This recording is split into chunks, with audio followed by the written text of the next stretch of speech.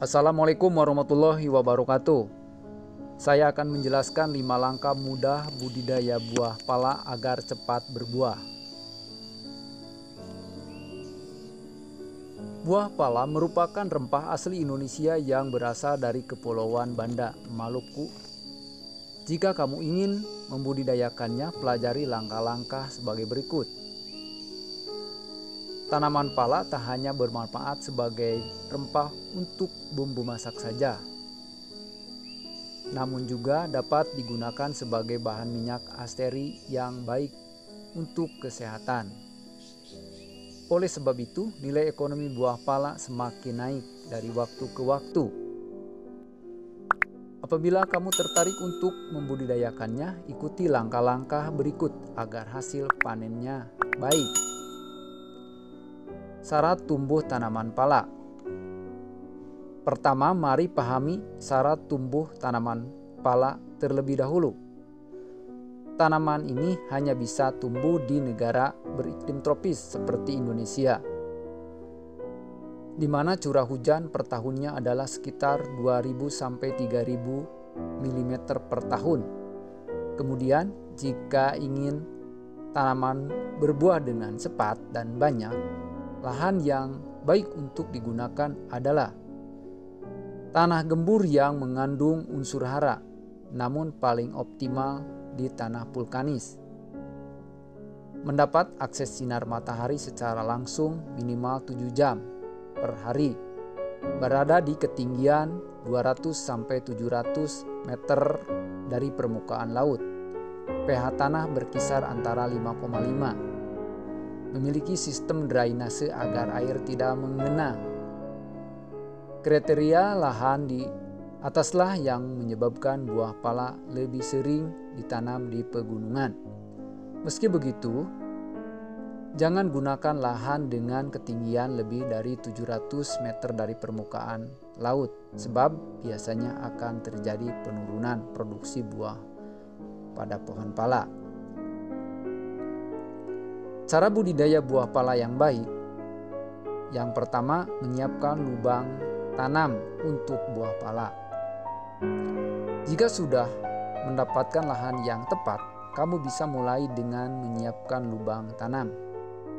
Bersihkan lahan yang akan digunakan dari berbagai gulma dan tanaman pengganggu lainnya. Kemudian buat lubang tanam dengan kriteria berukuran 50 x 50 x 50 cm.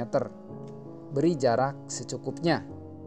Setelah lubang selesai, lakukan pemupukan dasar pada lahan terlebih dahulu untuk menambah unsur hara di tanah.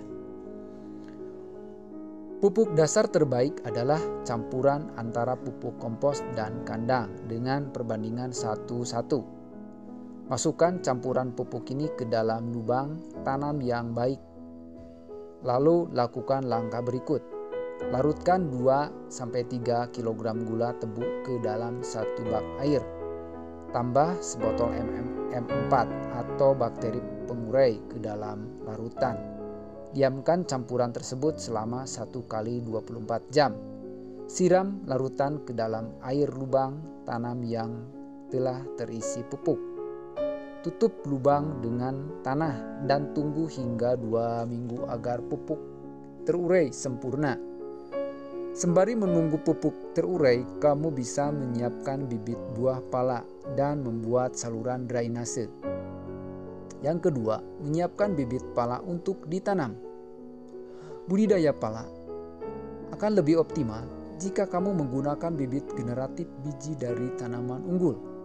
Hal ini karena biji pala biasanya mewarisi sifat unggul dari tanaman induknya. Tak hanya itu, nantinya usia produktif tanaman akan lebih lama dibanding induknya. Jadi, carilah buah pala yang matang, sempurna dari pohon yang produktif, sehat, lalu ambil bijinya.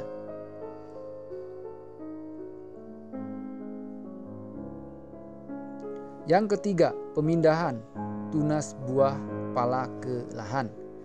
Jika usia benih sudah mencapai 1 bulan, barulah kamu bisa memindahkannya ke lahan tanam.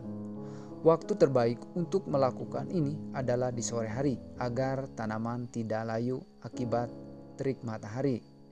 Berikut langkah-langkah pemindahan tanaman pala. Gali kembali lubang tanam di lahan utama sesuai dengan ukuran polybag. Masukkan fungisida dan insektisida. Tabur ke dalam lubang. Siram bibit dalam polybag. Kemudian masukkan ke dalam lubang yang tersedia. Selanjutnya, lepas plastik polybag yang menjadi wadah tanam awal, pastikan tidak ada plastik yang tersisa. Ratakan tanah dan siram kembali lahan di sekitar tanaman. Lengkapi lahan dengan parit atau drainase berkedalaman 20 cm.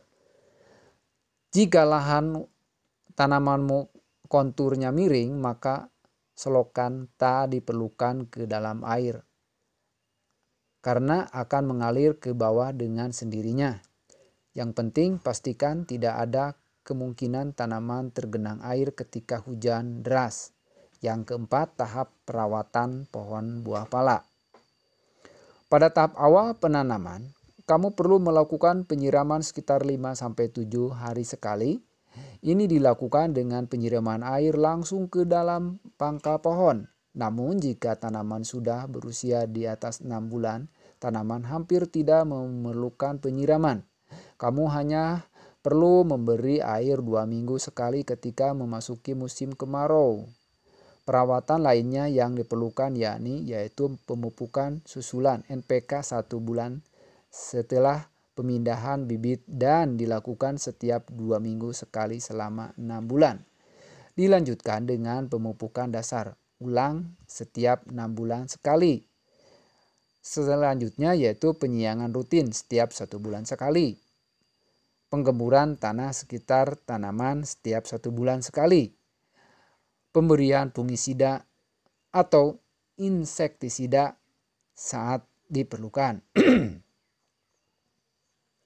Dari waktu awal pemindahan bibit dibutuhkan sekitar 7 tahun hingga pohon berbuah. Tanda-tanda ia mulai produktif adalah munculnya bunga buah pala yang diiringi berbuahnya bunga menjadi buah yang bisa dipanen sendiri. Biasanya adalah yang berusia sekitar 7-8 bulan.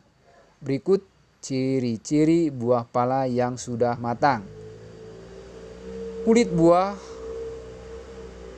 berubah menjadi kuning. Tekstur daging buah empuk jika ditekan. Jika terlalu matang, kulit buah akan membelah dengan sendirinya. Perlu dicatat, bila pala terbaik adalah yang jatuh dengan sendirinya karena terlalu matang.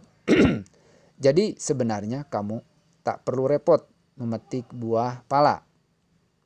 Biji yang sudah dipanen kemudian harus dicuci dengan air mengalir dan dijemur selama 5-7 hari.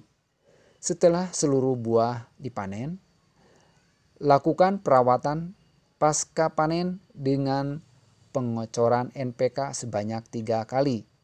Ini dilakukan dengan memberi jarak sekitar 2 minggu per pengecoran NPK. Bagaimana mudah bukan cara menanam pala dengan baik? Nah, saya undur diri. Saya mengucapkan terima kasih banyak.